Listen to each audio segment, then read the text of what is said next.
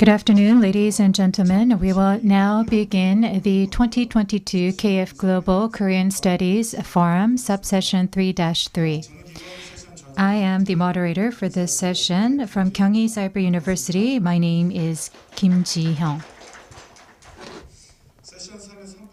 So in 3-3, the topic of our session is KF School Online Education, and we have diverse presentations prepared. And I had a look at the presentations in advance, and I could see that there was a lot of informative presentations. I would now like to take a minute to introduce our presenters in the order of presentation.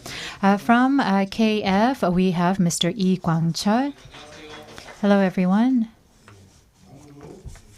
And next, from Seoul National University, we have Research Fellow Kim Jong-chul joining us. And from the University of Michigan in the United States, we have Professor Yu Young-ju joining us. And from University of Tübingen in Germany, we have Professor Lee Yu-jae joining us. Good afternoon, my name is Lee Yu-jae. And from Indonesia, from Gadjah Mada University, we have Professor Surai Agung Nur joining us. Hello, thank you for giving me the opportunity to join you. I think that today's session is in line with the Overseas Korean Studies Paradigm Changes and Future Development, which is the theme of this year's forum. And today we are looking at online education and e-school, which is at the heart of this paradigm change, and we will cover this topic and have discussions. The first presentation will be delivered by Mr. Lee Kwang-chul from Korea Foundation, and the title of his presentation will be Korea Foundation Global E-School, Current Status and Vision. 네, 반갑습니다. 이광철. Hello everyone, it is a pleasure to meet you. I am Kwang-chul Lee. Just as Professor Kim stated, when we were planning the KF Global Korean Studies Forum, we set the theme Overseas Korean Studies Paradigm Changes and Future Development, considering KF Global E-School.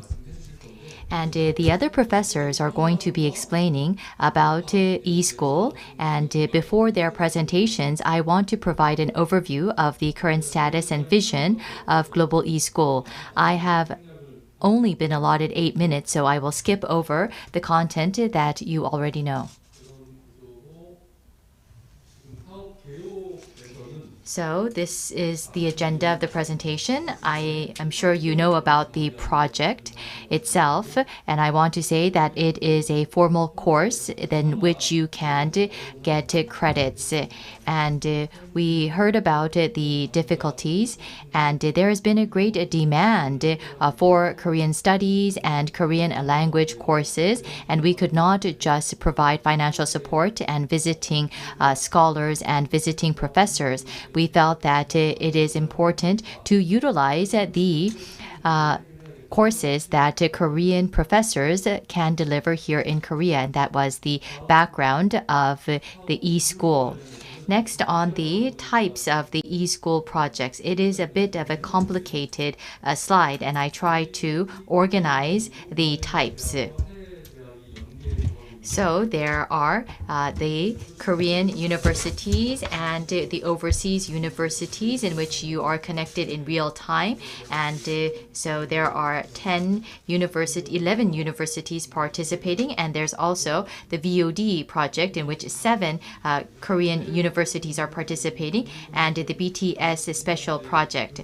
Also, for the overseas consortium, we have the North American consortium led by Professor Yu, who's going to be presenting on this. And we also have the Latin American consortium and the Europe consortium led by Germany's Tübingen University that utilizes the CIVIS network. And the characteristics of e-school is unlike MOOC because you can get credit for these formal courses, and there are formal exams, the midterms and finals, and there's also the VOD type and the real-time courses, live courses.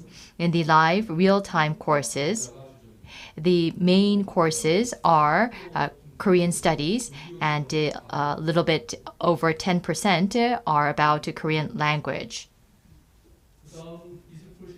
Next, on the growth of e-school during the past decade, as you can see, during the past 10 years, we have seen a growth of the recipient universities grew by,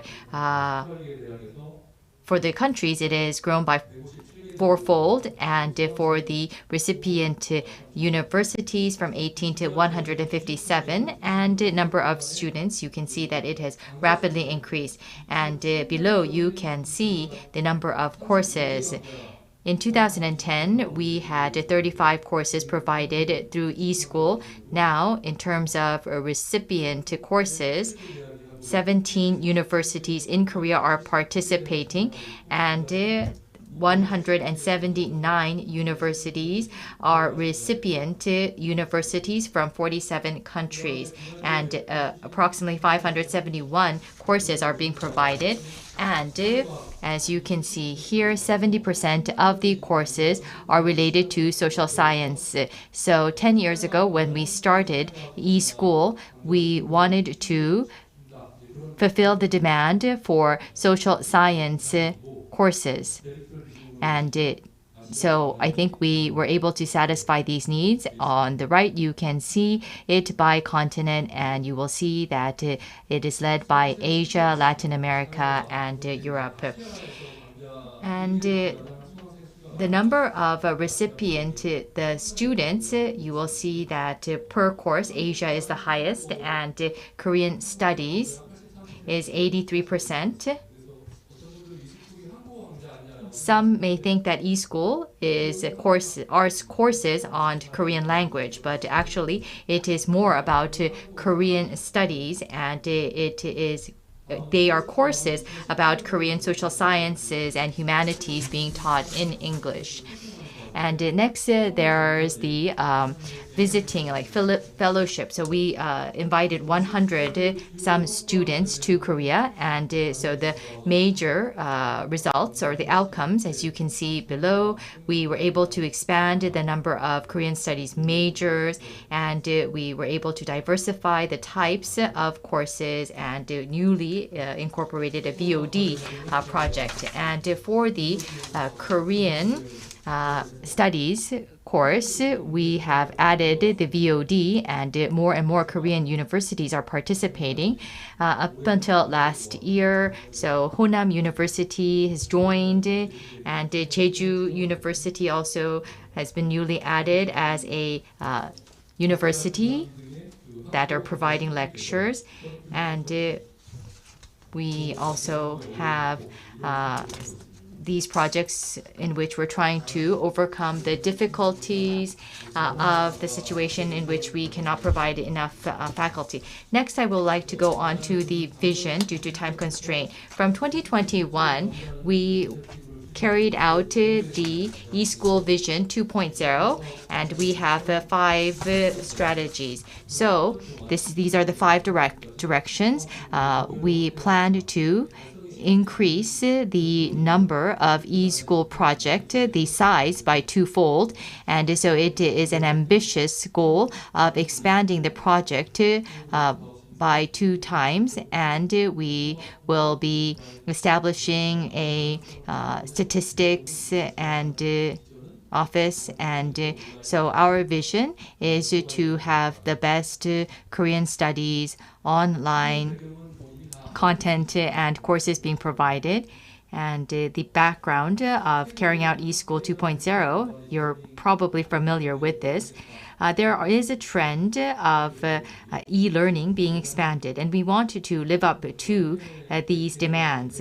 And we have 150 Korean studies faculty, and we are utilizing a budget of 17 billion.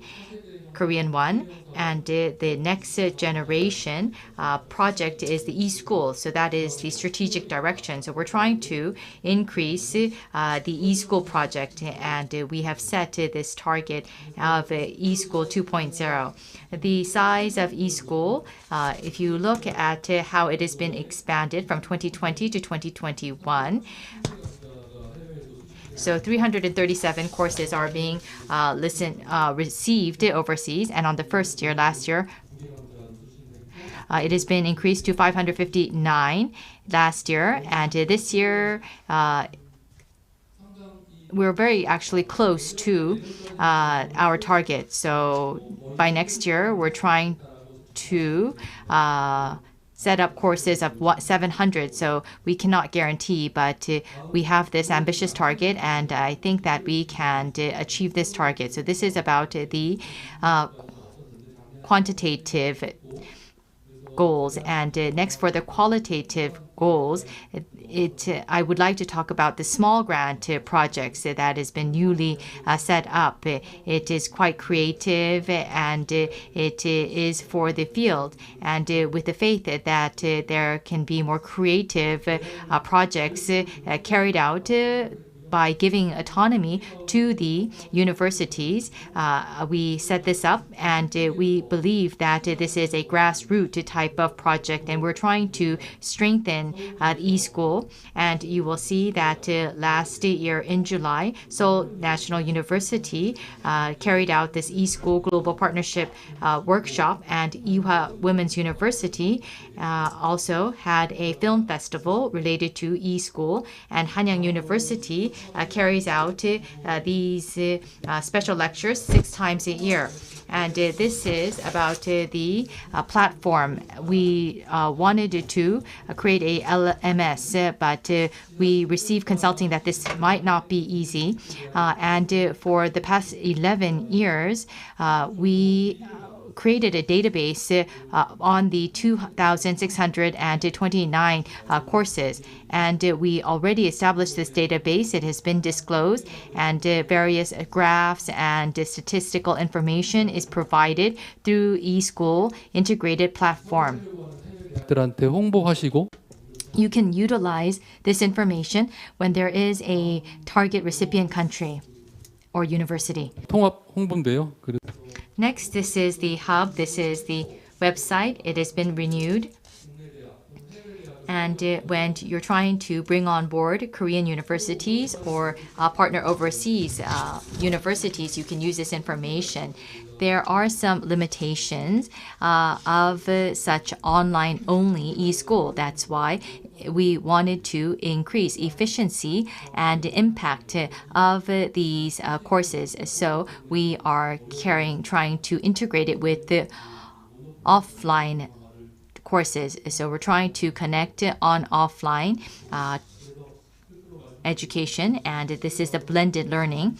So eSchool is not just a sponsored or supporting type of project. KF lays the framework, and we just provide the platforms. The actual players will have to be the Korean universities providing the courses and the recipient universities abroad. So KF believes that this project should be sponsored and supported in a more creative way. And that's all for my presentation. Thank you. So thank you very much, Mr. Lee, for your presentation from 2011. For 11 years, it seems that you have done a lot, and thank you for that concise summary of those 11 years in 10 minutes. So to summarize, really there was a sea change for the growth of KFC school, and we're seeing a surge in demand. There's a lot that must be done. Therefore, to live up to those demands, you have set up eSchool 2.0 plan and strategy. If there are any questions, we will cover them during the discussion. So since we do not have time, we will go on to the next presentation from Seoul National University. Jong-chul Kim will be speaking about Seoul National University KF eSchool 11 years, the performance and challenges ahead. So as introduced, I am Kim Jong-chul from Seoul National University Asia Center. And from the very beginning, Mr. Choi Yeon-seung and Kim Min-sung, those people helped us to create this project at Seoul National University.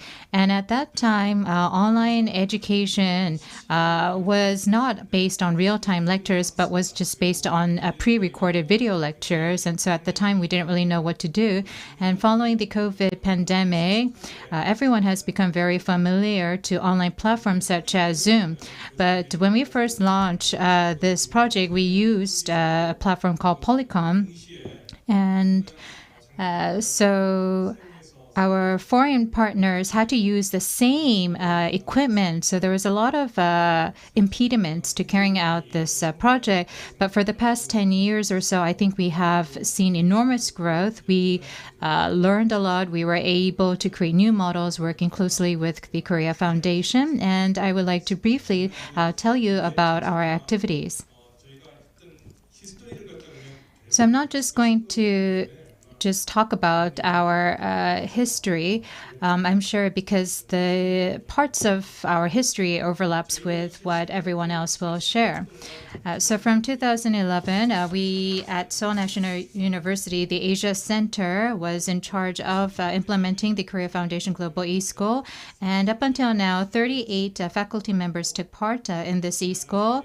And we provided lectures in English and Korean to graduate and undergraduate students. And from the very beginning, we were looking at Korean studies from a comparative perspective. We look at humanities and social science. And last year, we began providing Korean language lectures.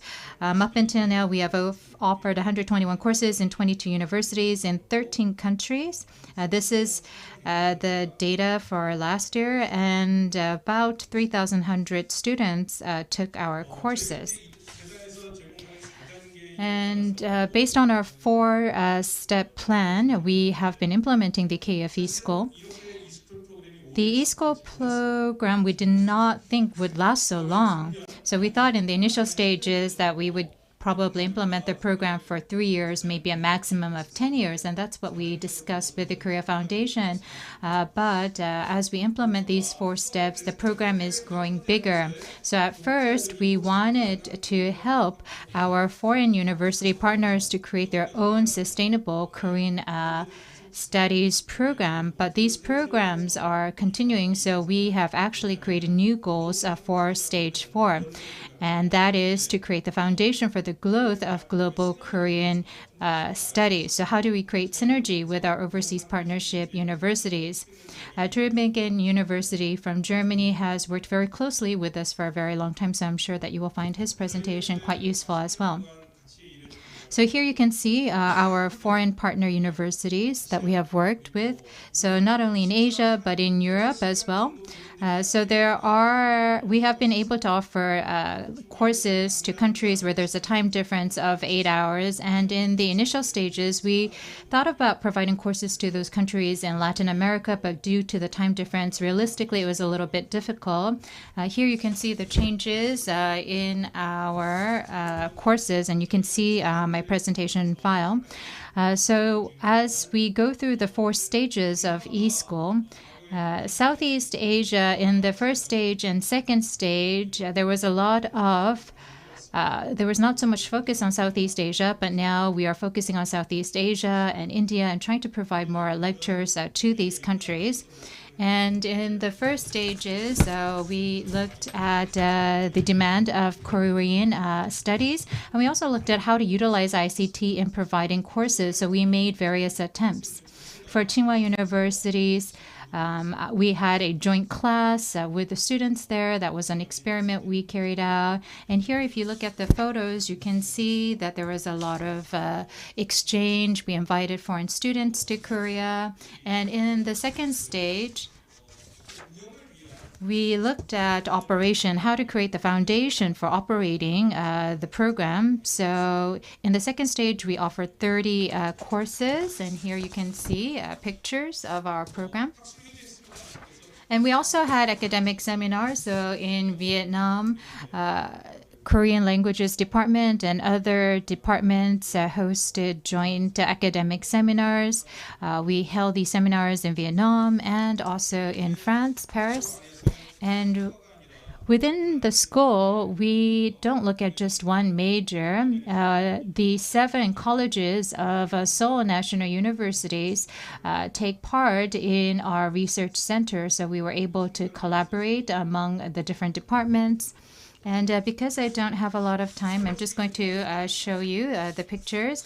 And then we had the fellowship program, and that helped us to promote more exchanges. And when we went abroad, we focused on offline programs as well. So Bordeaux universities, Tübingen universities, they weren't just meeting students, they were actually able to have a lot of open events, and these events were attended by people who were interested in Korea. So here are events in Philippines and Hanoi, and as you can see here, this was in Paris, and also our joint event in Vietnam. And we have online seminars. So here you can see the online seminar that we carried out. So in the 4th stage, we want overseas partner universities to create the foundation for promoting and growing Korean studies. So here we're going to look at assessment and challenges. And so I believe that in terms of quantitative growth, there was a lot of quantitative growth, but there are limitations in qualitative growth. And if there was more time, I would like to go into detail. But if I can briefly mention this, we talked about this in the previous sessions, but you have research about Korean studies and education about Korean studies. So whether you're a scholar or a student, it's different. So research is carried about researchers, those who have PhD. And if you look at Korean studies education, especially e-school, we look at graduate students. We need to create standardized courses. And there are schools who are offering Korean studies for the first time. So there are going to be courses that we need to provide, but we are not providing ample courses to these universities. And we have to look at how we are going to create standardized courses and how we are going to attract those students who are interested in Korean studies. And this is going to require a lot of investment and time. And so through eSchool, we have to think about how to meet the needs of these students. So this is something that we have to also think about. And then there is, here you can see the challenges and the benefits of online lectures. And here I've also listed factors for success. If you look at what's happened after COVID-19, there is a lot of access to online platforms. There's a lot of opportunities.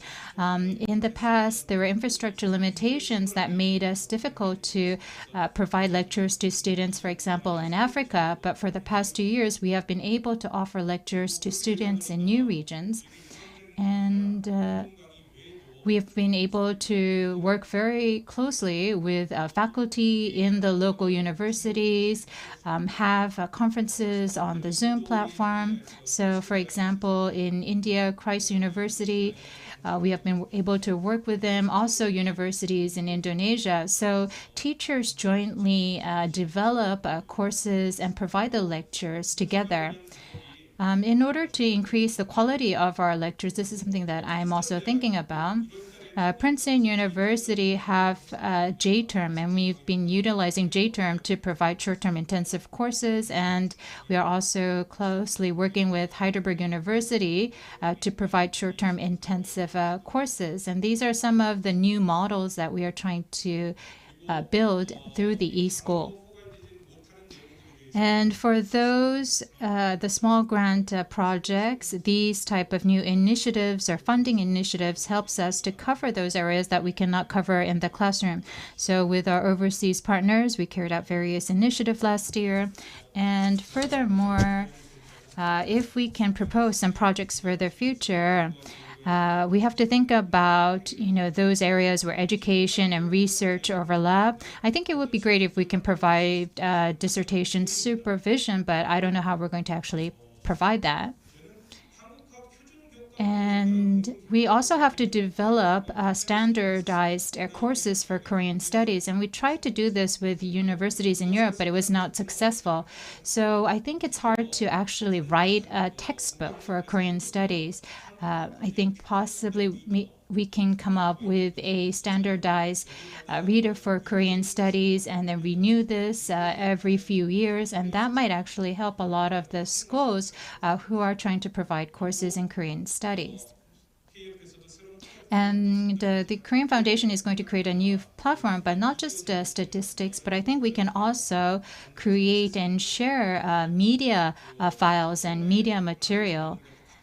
Then people wouldn't have to collect information on their own. We could collect our information and create this resource pool. So because of time limits, I will end my presentation. So thank you very much, Mr. Kim. So please give him another big round of applause for his presentation. So for the past 11 years, you've provided real-time lectures, and over 3,000 students took part. I think that's quite amazing. So you have connected the classrooms in Korea and overseas universities. I think that is quite a feat. So SNU was one of the first universities that implemented the eSchool. So I think your program has been very deep in terms of breadth and width. And of course, I'm sure that you also face challenges in implementing the eSchool. And you share those challenges that you faced, and also propose some ideas or suggestions for addressing those challenges. So you talked about the connection between Korean universities and overseas universities, and then the limitations and connections, and also time differences. So we created consortiums, and we would now like to hear about those consortiums. So from Michigan University, Professor Yu Young-ju will deliver a presentation titled Big Ten Academic Alliance Korean Studies eSchool. Hello, I'm Young-ju Yu from Michigan University. I have prepared my presentation in English, so I would like to present in English. I ask for your understanding. Before I start, I want to give credit where credit is due, which is to Professor No Jin-kwak, who actually prepared this slideshow. He was supposed to be the presenter for this particular panel back in December when it was first proposed. And since then, he has moved on from University of Michigan and gone to bigger and better places. So I'm the new director of the Nam Center for Korean Studies. And so I would like to first declare that I'm following in his footsteps and trying to fill the very large shoes that he left behind. So let me get started also very, very quickly. The background on the Big Ten Academic Alliance. So I think we were one of the first, actually in 2011, 2012, when Korea Foundation launched eSchool initiative. I think the Big Ten, led by University of Michigan, was the first one in terms of the consortium, and we've been in business also for about a decade. The motivation we had in getting involved were several. That there was course demand and faculty strengths that are unevenly represented across the Big Ten Alliance. Then breadth of subject expertise on each campus was also different. And that attempt to bridge those differences would prove productive for all of the members involved. Big Ten, many of you, Big Ten is a very familiar term for North American schools, but it's probably a mystery to many of you here. Big Ten essentially is called, Big Ten is essentially an athletic alliance of predominantly Midwestern schools. In the Midwest, football is Bible. The football coach makes more than the university president. A football coach can get the university president fired, as in the case of University of Michigan recently. So it started as an athletic alliance and academic alliance to follow the athletic alliance. So we had, luckily, when we started this consortium, a very convenient platform that was already in place. So the Big Ten schools had already agreed to a course sharing arrangement, which took care of a lot of headache for us administratively, because we could kind of piggyback on what was already in existence. In 2012, 2013, we started with a pilot program between University of Michigan and Michigan State, with University of Michigan offering the courses and Michigan State receiving the courses. Michigan State did not yet have a Korean studies program, even though it did have a very big and great Korean language program. Over the years, the BTAA eSchool has grown, and BTAA also has grown beyond 10. So in 2014 and 16, we added non-Midwestern schools to the mix, including Maryland, Rutgers and Nebraska. And it sounds like in the years to come, UCLA and USC are going to join the Big Ten, which is going to be a big game changer for us all. As we all know, UCLA and USC have huge and very long and historic Korean programs, studies programs. Okay. The NAM Center coordinates with Korea Foundation, generous funding from the Korea Foundation, and we have the units at each of the campuses, receiving campuses also partnering with us. Main components. The whole idea is that there's a core share cluster. The terminology is a bit confusing because host and home seem like the same thing. But the host campus is the sending campus. That's where the faculty is physically housed, and home campus receives the course. And over the years, it has grown to 2 home campuses receiving the course that's being taught at the host campus. So now the model is, the cluster involves 3 distinct campuses. The course is synchronous and hybrid, and also includes a home campus visit by the faculty teaching the course. Early on in 2012, 2013, this is what the course looked like. This was, of course, pre-pandemic. Real-time synchronous course teaching classroom looks like this. We had to wheel in this big television with the camera and the mic equipment attached to it. And essentially, the receiving campuses, the host campuses, received it virtually, whereas at the host campus, the students were in person. Now, one of the problems that, as you would imagine, that was created by this arrangement was a sense of inequity among the students. The host campus students received physical attention, physical presence of the faculty, whereas the home campuses did not. We try to alleviate that by including home campus visits as a mandatory component, but obviously the faculty can only be out there physically at most twice a semester. So this was a problem, and this problem was magically solved with the onset of Zoom. So now that this inequity of the learning environment or learning experience is no longer a problem, but there are other problems.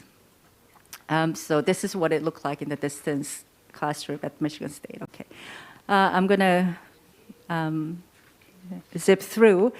One component we have is a Best Paper Awards and Honors Luncheon. So each of the campuses that receive the courses as well as the host campus select students based on their paper for this honor.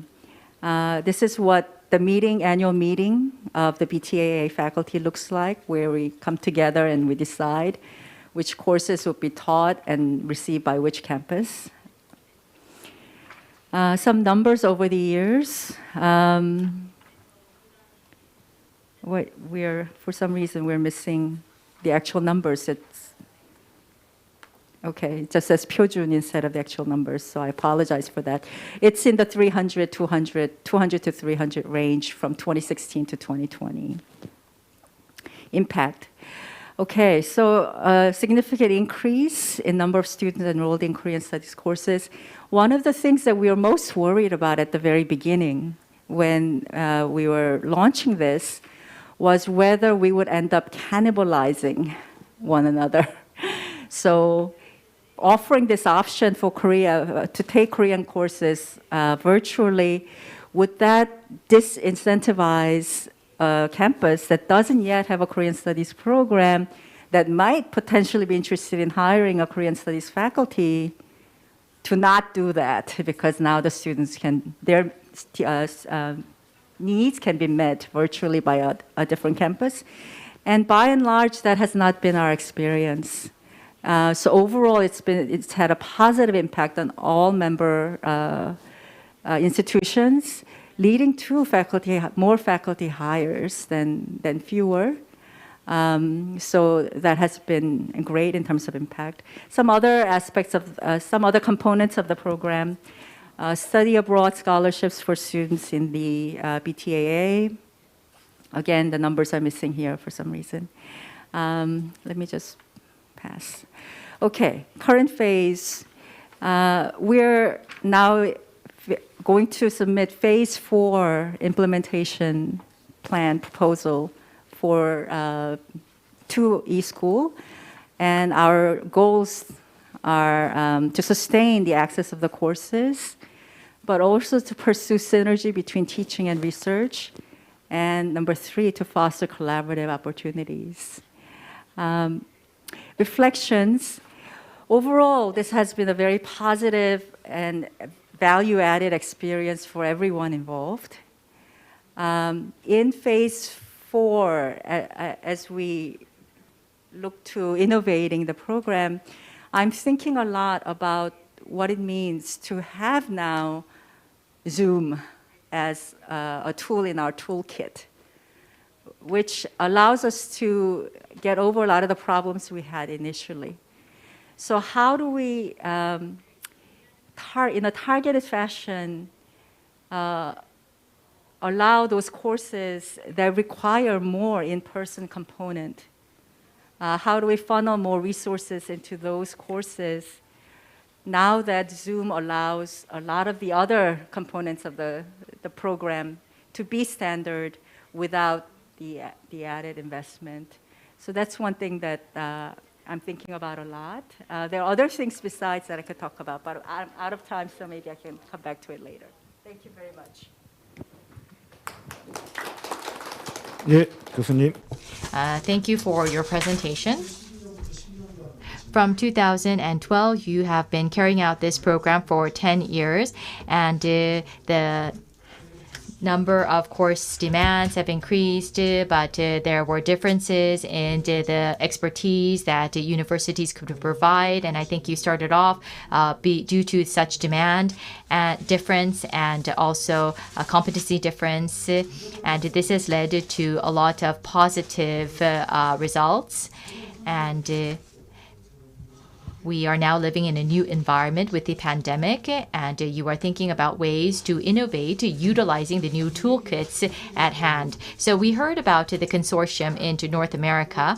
Next, we would like to hear about Europe, what is happening there. 이유재 교수. So from Tübingen University, Professor Lee Jae is going to deliver a presentation titled Civis KFE School Consortium of Korean Studies. So thank you very much. So from last year, we began the KFE School Consortium for Korean Studies at Tübingen University, and this will be the topic of my presentation.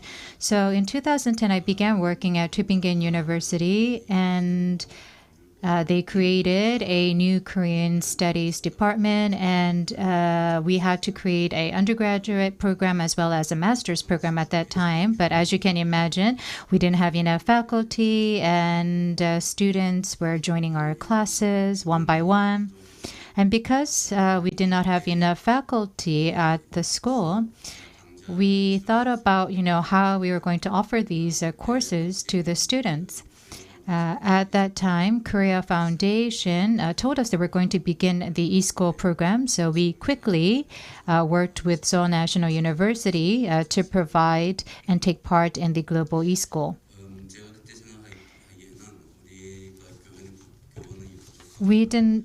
We had lack of faculty, and in Korea there were a lot of teachers, and we did not have courses. So I thought at the time we can import the courses from Korea for free. So that was what I thought initially. So it's sort of like a development assistance, maybe ODA. So I thought it would be type of an ODA. And here in the middle you can see Professor Park Tae-gyun. And he told us that we will help where we can, and he helped us to kick off this program. So e-school provided a lot of benefits to us. We were able to limit the number of students to 20 students.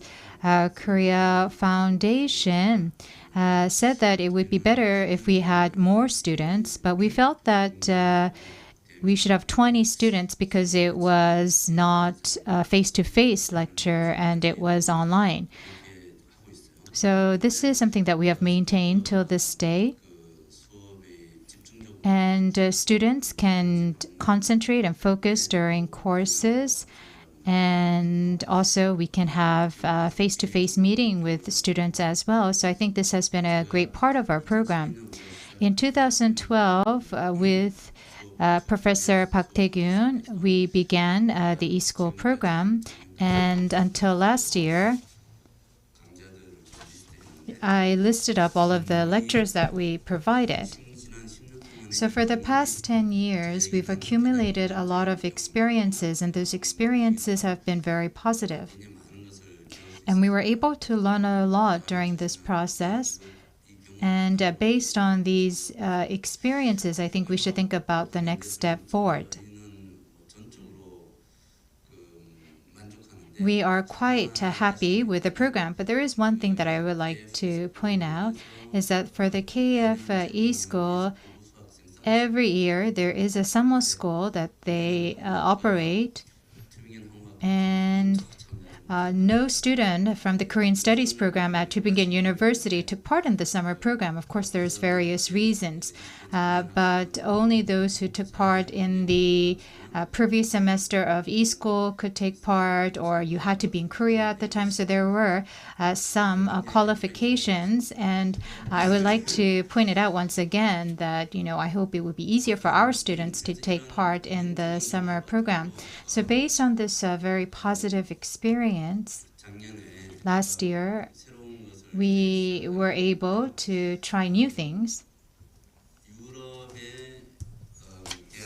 In Europe, universities, for the past 10 to 20 years, I think in the past 20 years, they have been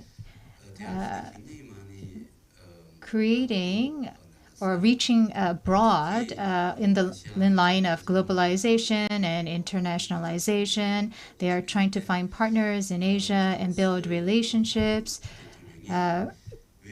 French President Macron said that the European universities have built a relationship for centuries, and why are we not paying attention or reinforcing these relationships? And based on what he said, the universities are now creating networks to create more strategic partnerships. And Tübingen University, I We have initially partnered with 7 universities, but now we've increased that number to 10 universities. So we are collaborating with these universities to create a network, and we call this network CIVIS.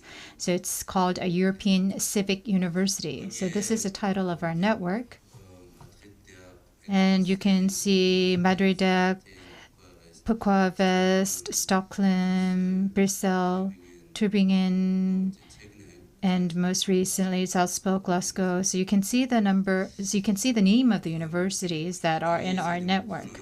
So the goal of CIVIS is that within European universities, we want to create innovation in education and research, share our strategies, and create a European university campus, and also create a new model for education and mobility, so that students within Europe can freely move around and promote student exchange.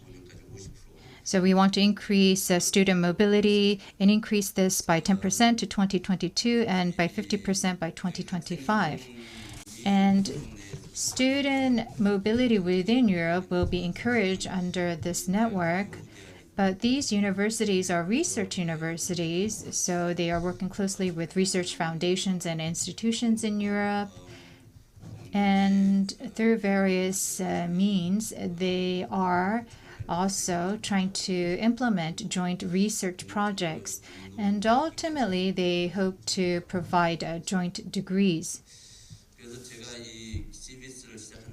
So when we first began CIVIS, I thought that this would be very beneficial to Korean studies in Europe. At that time, there were 7 universities, and 5 universities provided degrees in Korean studies. So if you look at Korean studies in Europe, it's hard to find universities with more than one full-time professor. So I usually call it a one-man institution. So it's hard to find faculty of more than one full-time professors.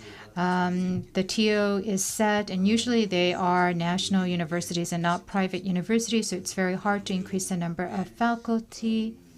And those are some of the challenges that they face. But the number of students during the past 10 years has actually rapidly increased. So it's a paradox. You don't have enough teachers, but the number of students are increasing. So I think that if the smaller universities collaborate and work closely together, they would be able to supplement or complement their shortcomings.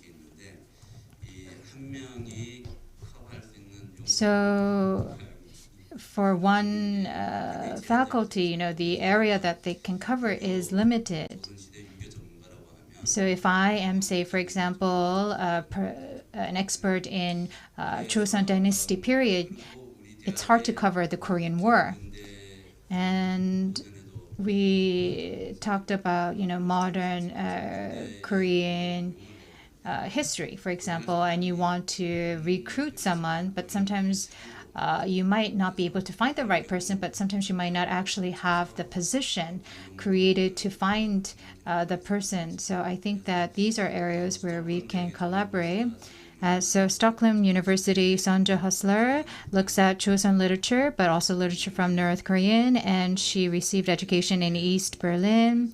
And during the Cold War, she studied at Leningrad. Professor Aneta Bruno studied Korean humanities studies at Rome, and Professor Kim Ye-kyung also studied literature, interpretation, and translation. And Professor Diane Yuxel is teaching Yugo theology or theory. And so everyone has different areas of expertise. If we were able to create a team and provide courses to students, we thought it would be very beneficial.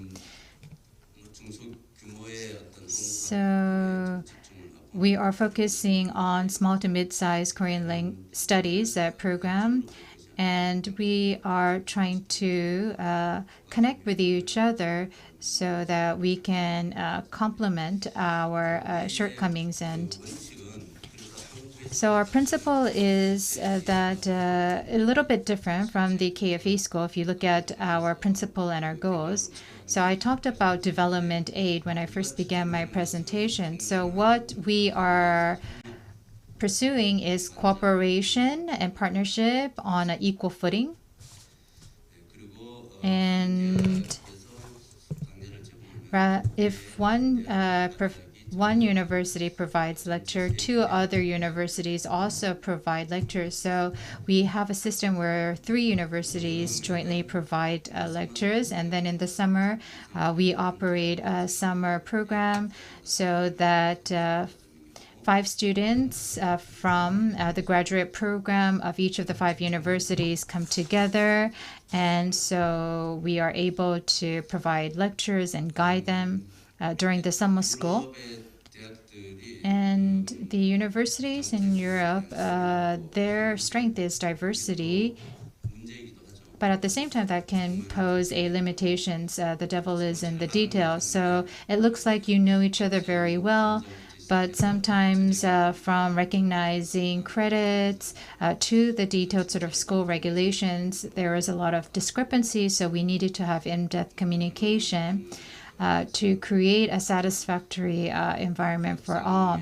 So we need to negotiate and work more closely together for the success of the program. And last year, in 2021 and 2022, these are some of the programs that we operated. So we have 5 courses provided by the 5 universities. So you can see that for each course, 3 universities take part. So we had a total of 16 separate courses being provided. So thank you very much. So thank you very much for your presentation. So we heard about CVIS, and it represents a new trend in Europe. And you've combined eSchool to this CVIS network. So the students' demand is growing up, but there are limitations in increasing the number of faculty. And so I think CVIS is a program that helps us to share expertise as well as diversity in the academic area. So last but not least, we'd like to invite Professor Surai Agung Nurul from Gadjah Mada University in Indonesia. The title of his presentation is KF eSchool and Online Education at Korean Department. 네, 감사합니다. 안녕하십니까 여러분. Hello, thank you very much.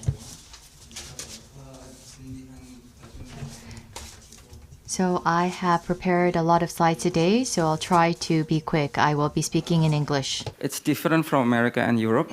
We don't have that kind of consortium, but I'm going to talk about Gadjah Mada. 우리 대학교 중심으로 아세안에 어떻게 통해서 같이 보도록 하겠습니다. I will look at our university.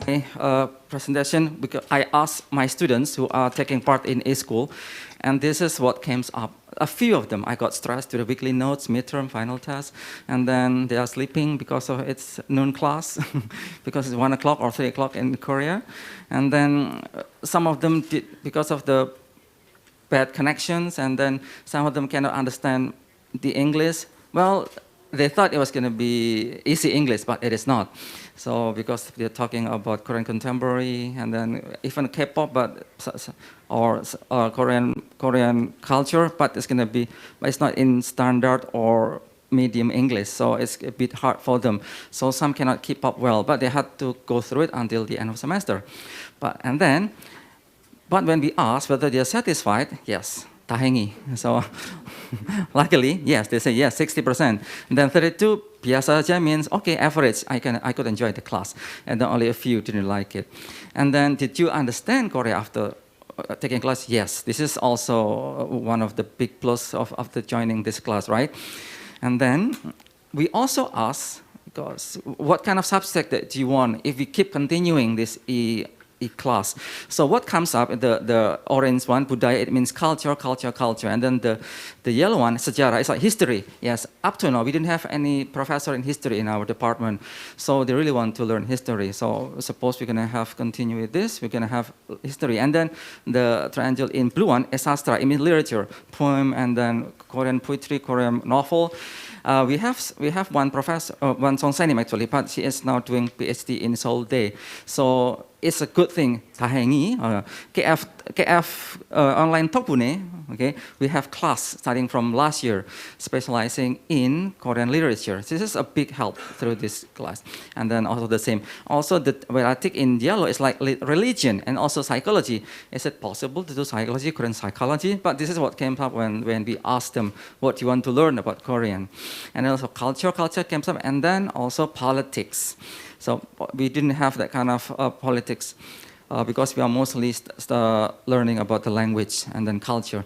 So going back in time, we initiated this e-class with Hankuk University of Foreign Studies, Hankuk with this from 2018, a fall semester. So if I could just wrap up, we started with Introduction to Korean Society and Culture, Projin Jongnan, and then Controversial Topic in Contemporary South Korean Society. This is all in English, but Jinjong Korean is this in Korean. And then Professor Regina Song, this is in English. So students we didn't write in their, in the curriculum that is in English on Korea. These are our mistakes. But then we learned a lot that it's going to be in English on Korean. So the students knew beforehand.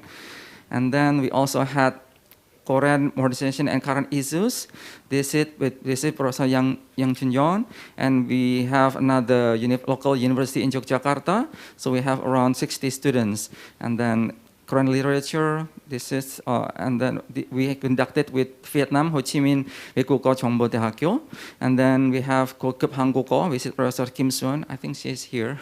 There she is. She is my colleague.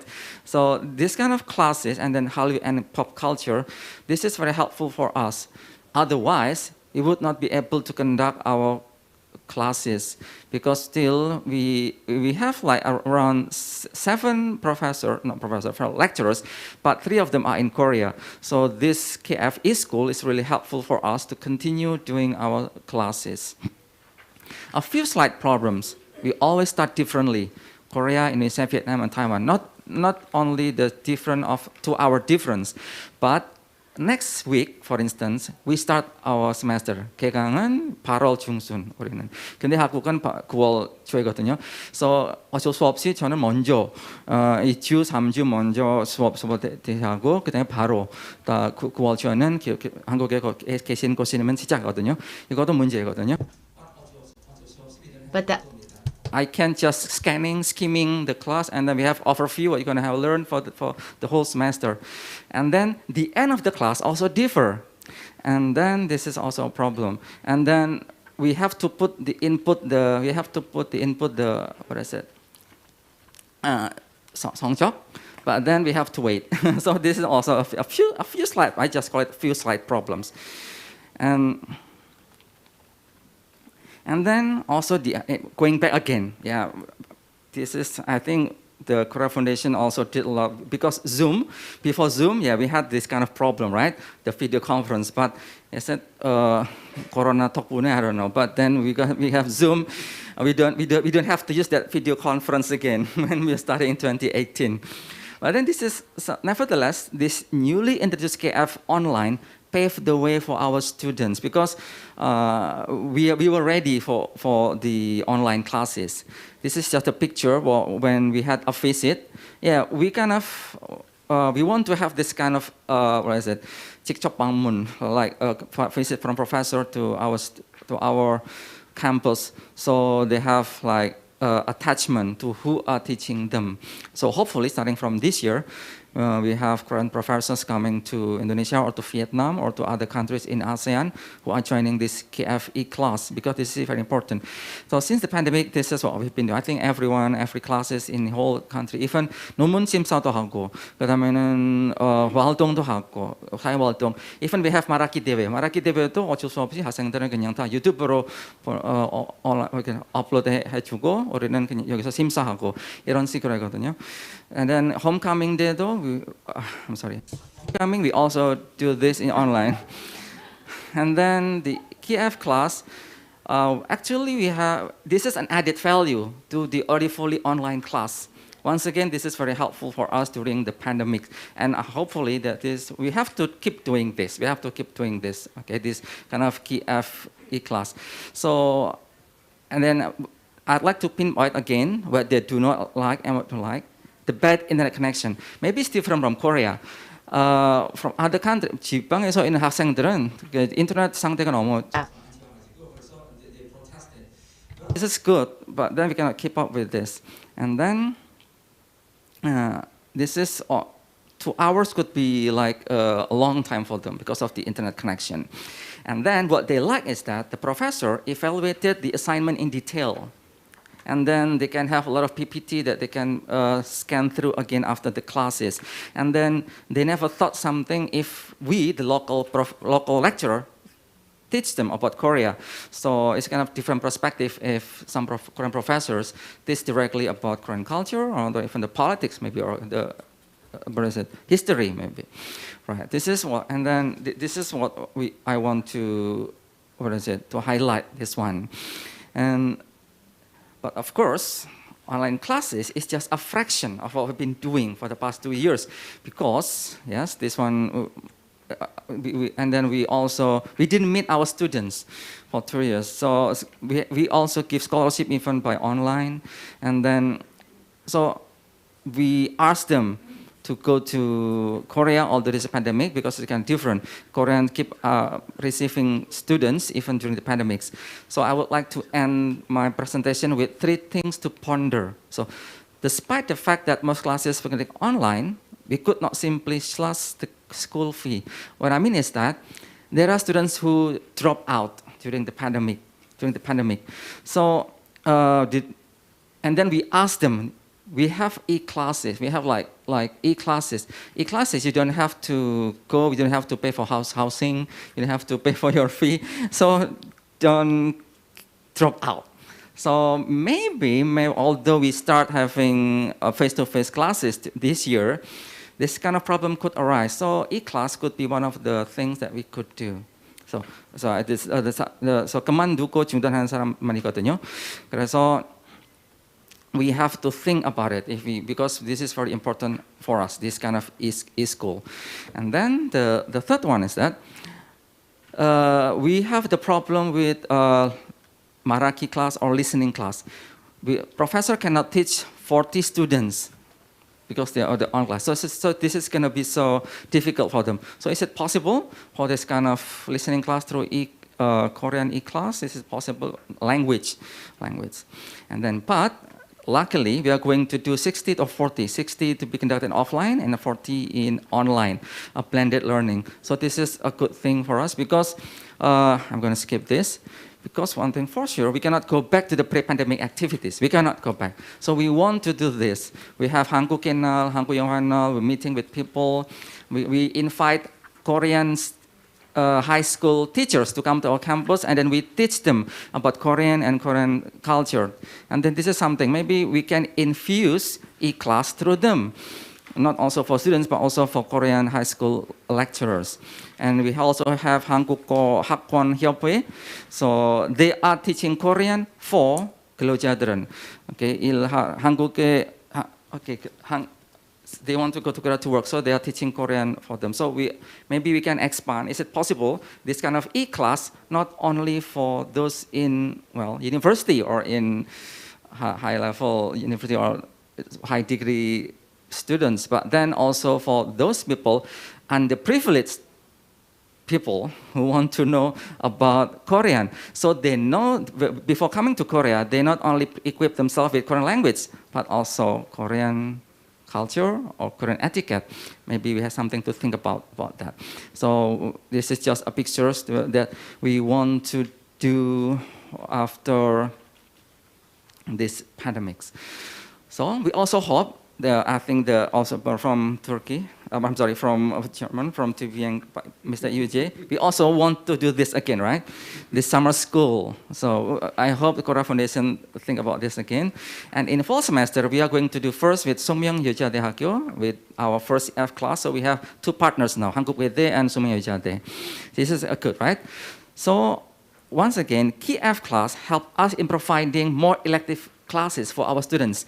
And now our government pushed the students to take 20 credits from other universities or other campus or other institutions like Korea Foundation. This is a good push for us. This is we really welcome this kind of e-class program, especially because we could not provide subjects that we don't have professors.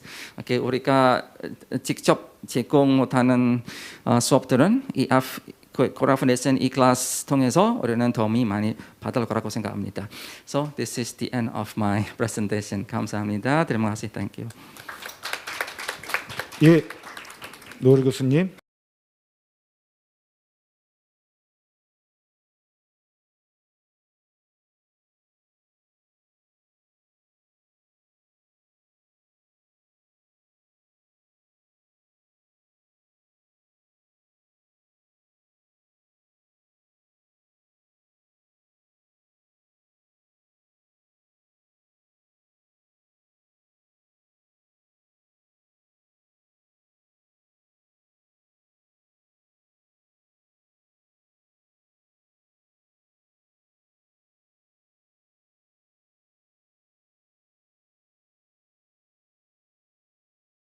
a particular region, and I think he has high expectations for the Korea Foundation eSchool program. So once again, we would like to thank the 5 presenters for their very wonderful presentations. And we are now going to have a general discussion. We do not have a lot of time. Even if we go beyond our schedule, we will try to have a very meaningful and vibrant discussion. So if you have maybe a question for the other presenters, please ask a question. Professor Yu. So I have a question for Professor Yu. You shared us with statistics. You showed us the number of lectures as well as the number of students.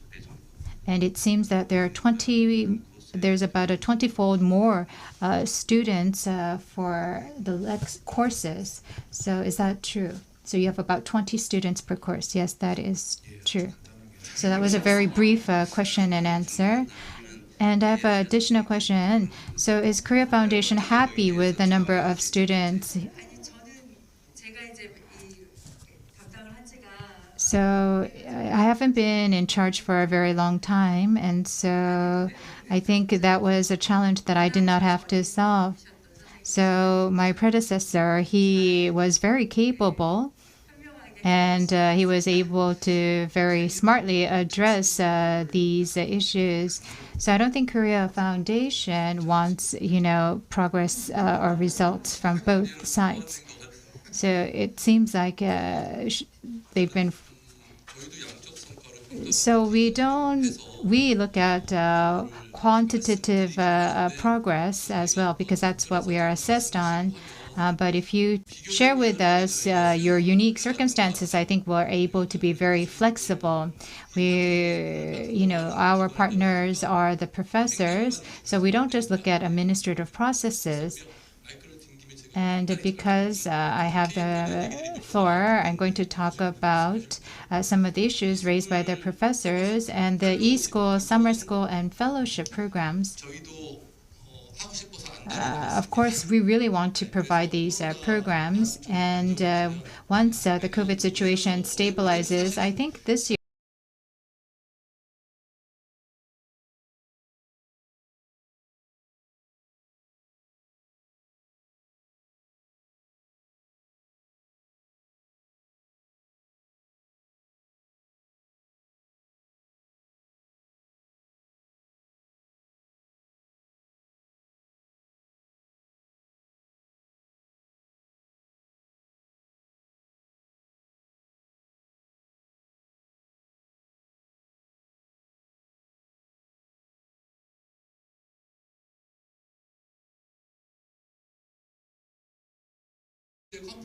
we were actually planning to have an international eSchool conference in 2020, but we ended up having a workshop among Korean universities. So this is a small-sized meeting, but we want to invite the recipient universities and also the Korean universities who are providing lectures, and also create a venue where we can listen to the feedback from the recipient university. So once the COVID situation gets better, we hope to have this type of international conference where we can share our ideas and thoughts. Professor Yu? So these days, one of the concerns that I have these days is that the university students, they learn from their lecturers and from professors, but there's actually a lot of peer learning. But with the Zoom situation, such peer learning is not possible. So the exchange and co-teaching and collaboration that takes place in the classrooms, how can we realize this in a virtual space? That's a concern that I have these days. I think that is a challenge that we have to forever tackle. Any other questions? If not, then we will receive questions from the floor. Do you have any questions?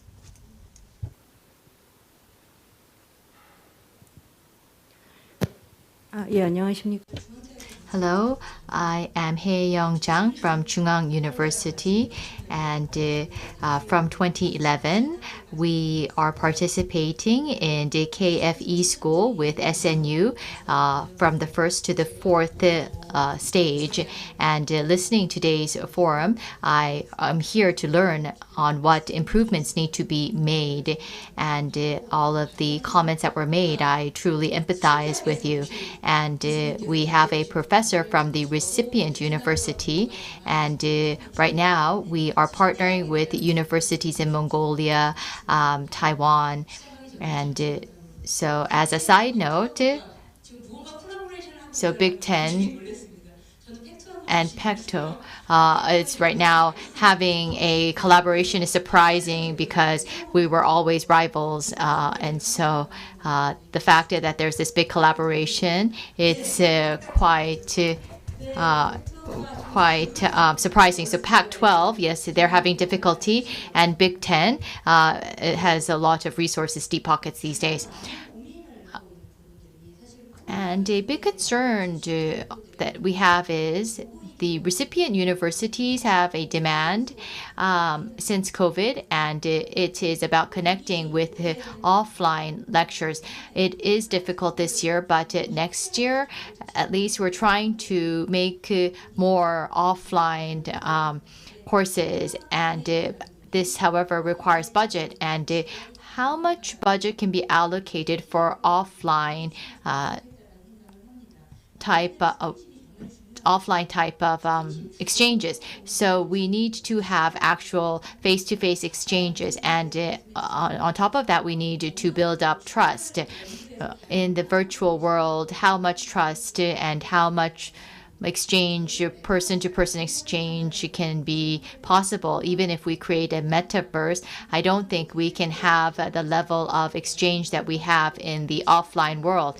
And so this is a challenge for the recipient countries and the lecture source countries.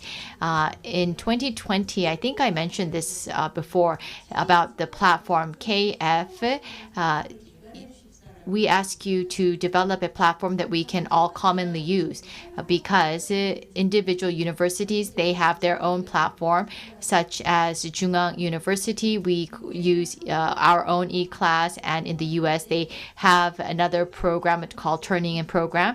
And if Korea Foundation could have a online platform, if you could develop a common platform that the source universities and the recipient universities can use, that would be really helpful. We have asked the Chungang University to use our platform for that, but it's not possible because of the server overload. In 2020, I already mentioned this. So if KF could develop an online platform that we can commonly use, this will be less. This would lessen the burden on the universities. And SNU's presentation, I truly agree that we really need leaders. readers that can be commonly used, and if it's edited, and these readers that the KF publishes on the Korean literature or Korea social studies, sciences, then it would be very helpful for us. And so these are the thoughts that I have gathered from the recipient universities. Thank you very much. So I think it was more of a request than a question. 황영 교수님. Professor Huang?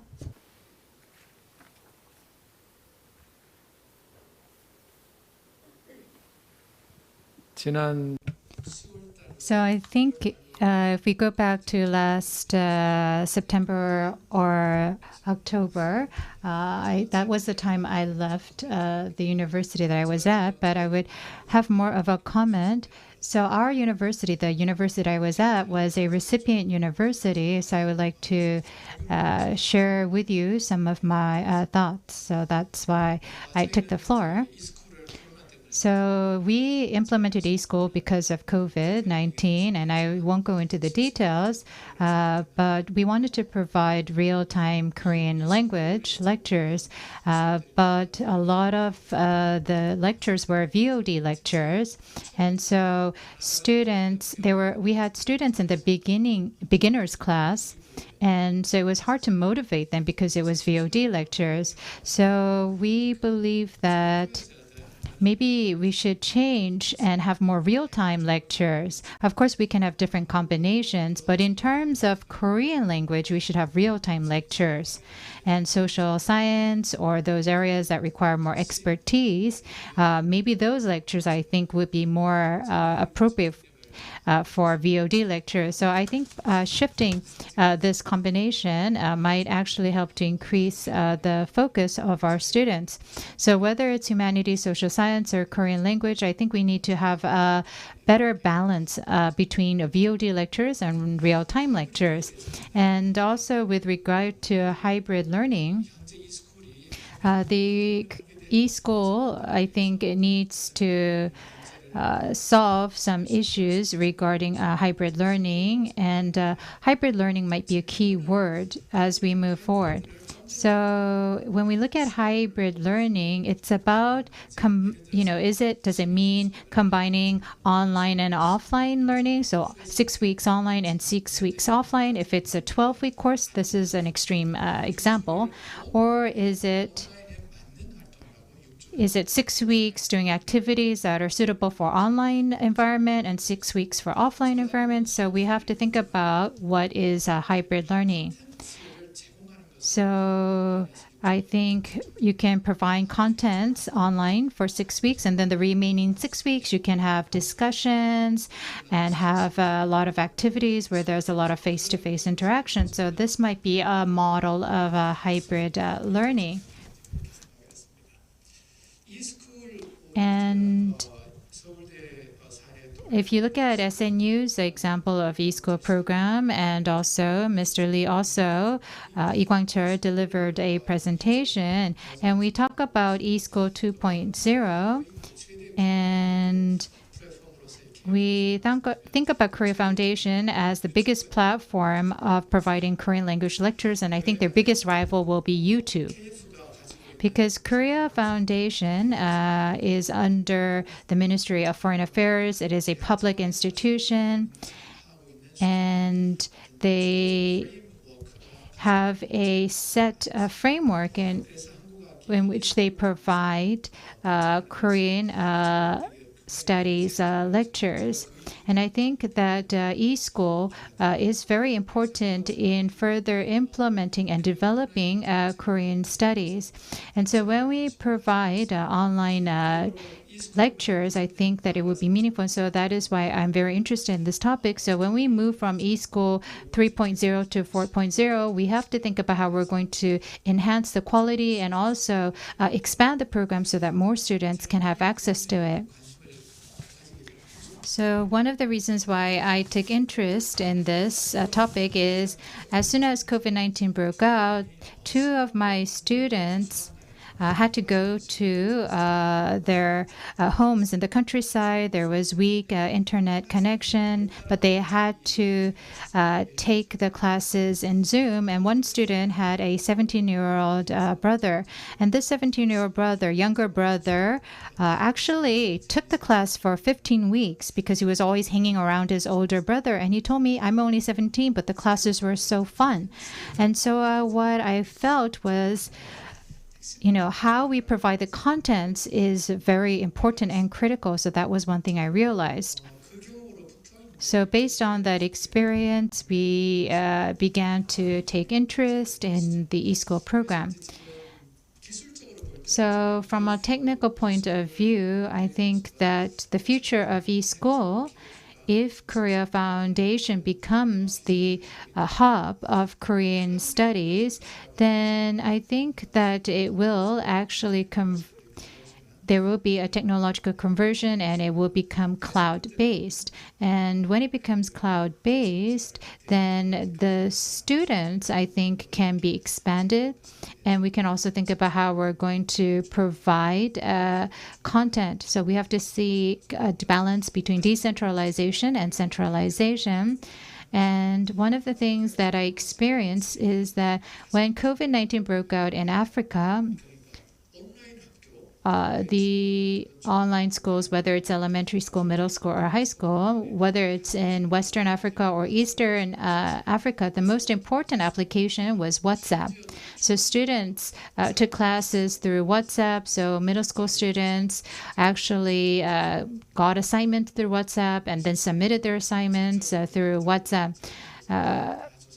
Of course, I could not investigate this in detail, but if you look at Africa, one of the things I experienced as well is that students completely change. So the MZ generation, they're a mobile generation. So the education platform for them in Africa is the WhatsApp application. So if they become the next generation of consumers or students for the eSchool, and if they become our partners, then I think that eSchool platform has to further develop to include the mobile platform. I'm sorry that I spoke for such a long time. Thank you. So I think, Mr. Lee, if you can briefly comment. 그 풀데이가 So because this is not a full day forum and a sub-session, we don't have much time. And sorry about that. I'll try to quickly answer. We have live real-time sessions and VOD. Going into the future, we believe that VOD and live real-time will converge and will be integrated. And real-time universities, they have some limitations. Whereas for the VOD universities, they are now moving toward live and real-time. So this, I think, is a better model. And so we are all open to such options. We heard from SNU and from Chungang University that you talked about a common media center, and if there could be some joint or common media and readers, that would be great. And I understand that it's, of course, difficult to have such university collaboration.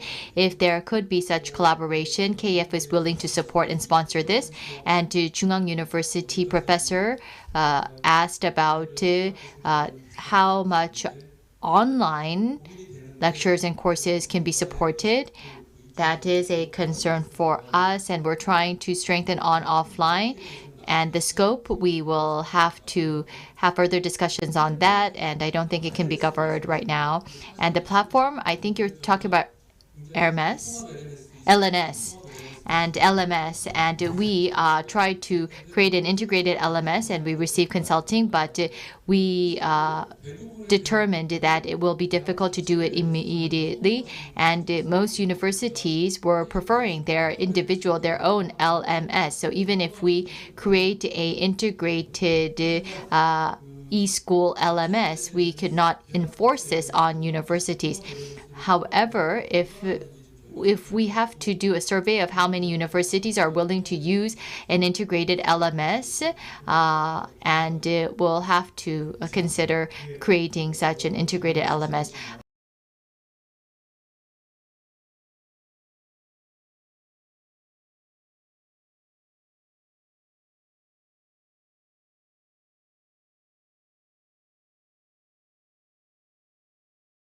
And online education, I always say that you can do whatever you can imagine. So if you combine on and offline learning, that is the direction that we should go toward. And I think that KFE school will become a good priming water for this. And with this, we will conclude 3-3 subsession. Thank you very much, the speakers and participants. Thank you for your time. Thank you.